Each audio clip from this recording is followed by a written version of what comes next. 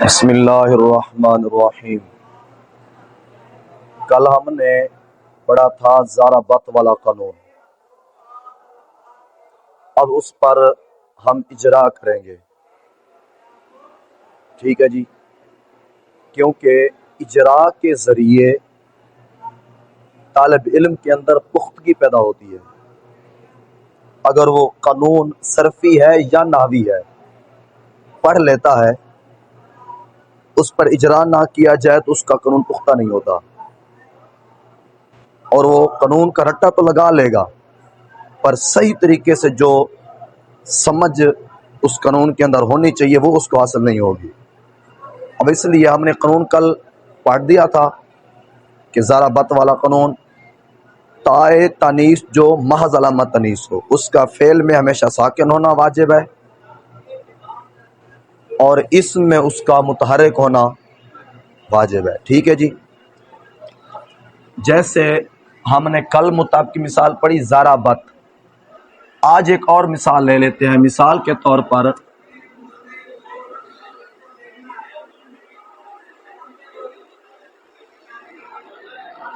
اکرمت، اب یہاں پر بھی ضربت والا قانون لگ رہا ہے، کیوں؟ اس لیے کہ یہ تا محض علامت تانیث ہے، صرف علامت تانیث ہے، ضمیر فاعل وغیرہ نہیں ہے، یعنی ہم یہ نہیں کہہ سکتے کہ اکرمت فاعل تا ساکنہ ضمیر فاعل ہرگز نہیں ہے، ٹھیک، اس کا فاعل ہی ضمیر ہے، تا صرف علامت تانیث ہے، ٹھیک ہے، اور ہے بھی کس میں؟ فعل میں، ساکن پڑھنا واجب ہے، ٹھیک ہے۔ اگر یہی تا محض علامت تانیث اسم میں ہو تو متحرک پڑھنا واجب ہے، مولانا متحرک پڑھنا واجب ہے۔ مثال کے طور پر جس طرح کے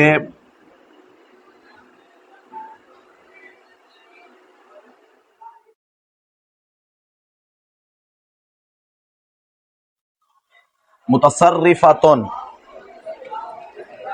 اب یہاں پر بھی تا صرف علامت تانیث ہے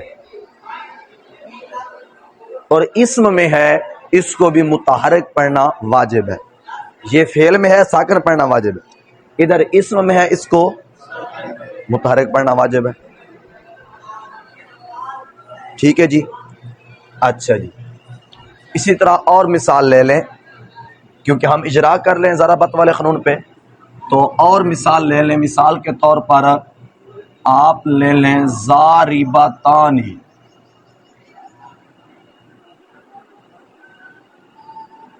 ضاربتانی میں یہ جو تا ہے، یہ تا بھی محض علامت تانیث ہے، یہ تا محض علامت ہے، اور جب اس کو ضاربتن سے بنایا تھا نا، ضاربتان کو ضاربتن میں تا کے آگے الف علامت تثنیہ لائے تھے ما قبل کے فتح کے ساتھ، تو اب وہ ضاربتن والی تا ادھر آئی ہوئی ہے، وہی تا ہے، اور یہ تا محض علامت تانیث ہو، دیکھیں متحرک پڑھا گیا، قانون لگا کہ نہ لگا؟ ضربت والا قانون لگ گیا نا، کہ ہم نے اسم میں تا تانیث کو متحرک پڑھا ہے تو قانون تو لگ گیا، ٹھیک ہے جی۔ اسی طرح مثال کے طور پر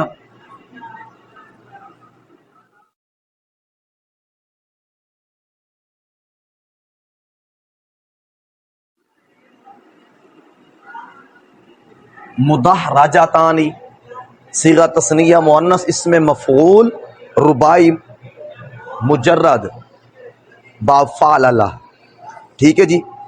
اب یہاں پر بھی مدحرجتانی، یہ تا مؤنث کی علامت ہے اور محض علامت تانیث ہے، تو اس کو بھی متحرک پڑھا گیا، یہاں پر بھی قانون لگا ہوا ہے ضربت والا، ٹھیک ہے جی۔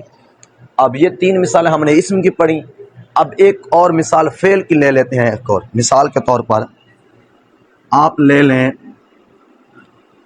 تضاربت،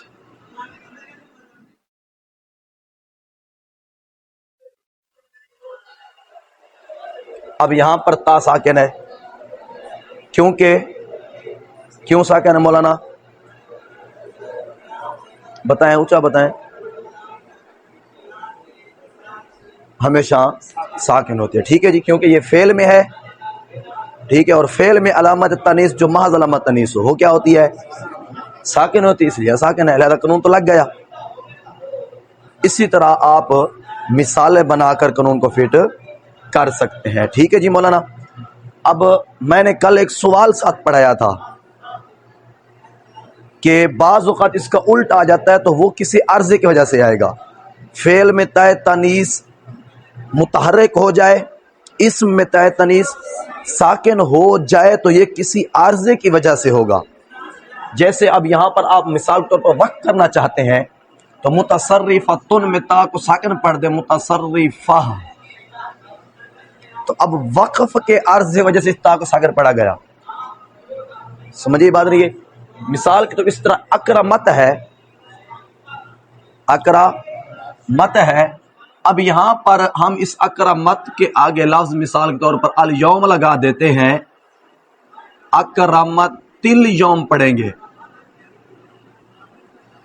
ठीक है, असल में तो अकरमत है ना। जब अकरमत को अल यौम से मिलाकर पढ़ेंगे तो ये हमजा वसली दर्जे कलाम में गिर जाएगा।